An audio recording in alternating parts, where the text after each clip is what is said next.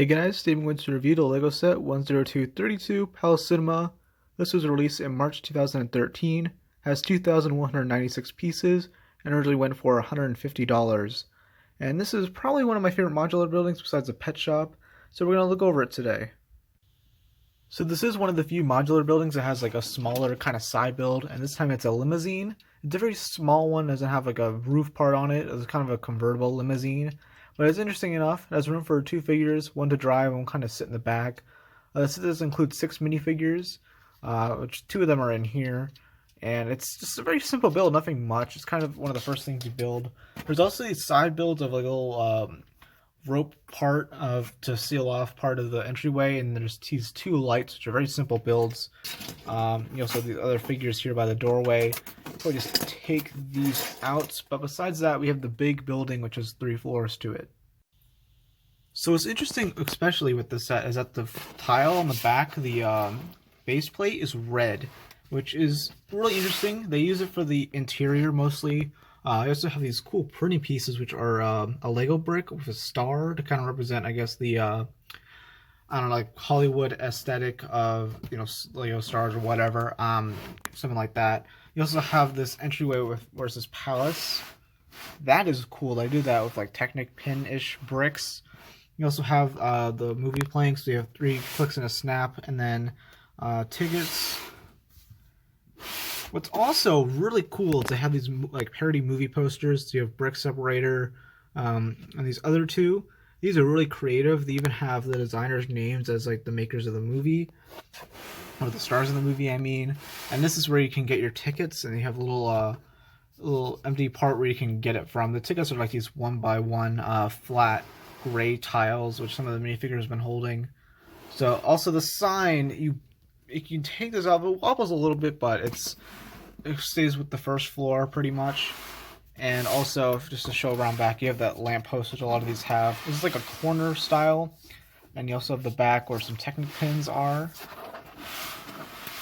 And there's also the top, which I'll go over in a second. But overall, I love the design. They even use the Sensei Wu hat, which is a clever, really clever building technique. So I already took the roof off, and also I forgot to mention that these doors do close. They close out like this. But yeah, it's pretty simple how they do that. You mostly have these open up though.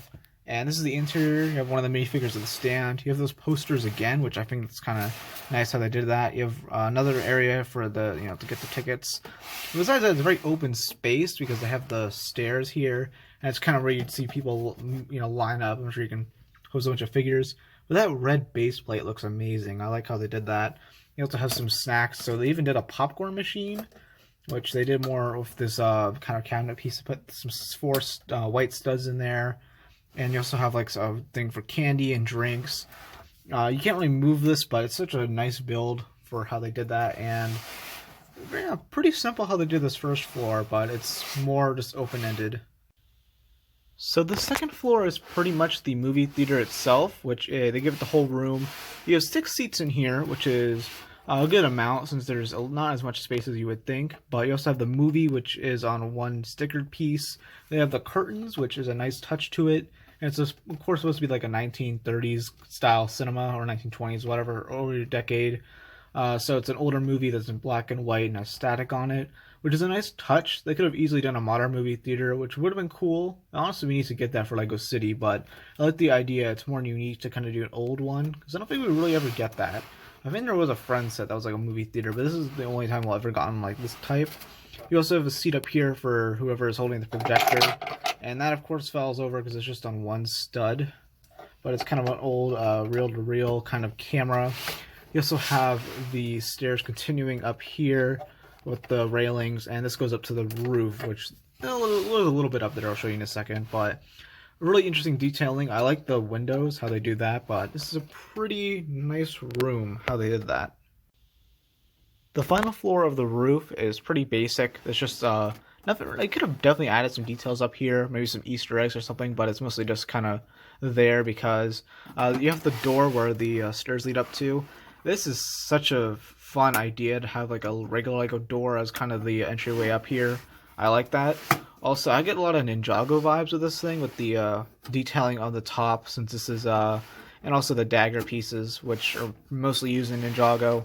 And I like the technique of building the roofs with the Technic parts, and they use a ton of different colored, like there's 2 different color, but they use a bunch of these cylinder pieces to add to the details of it.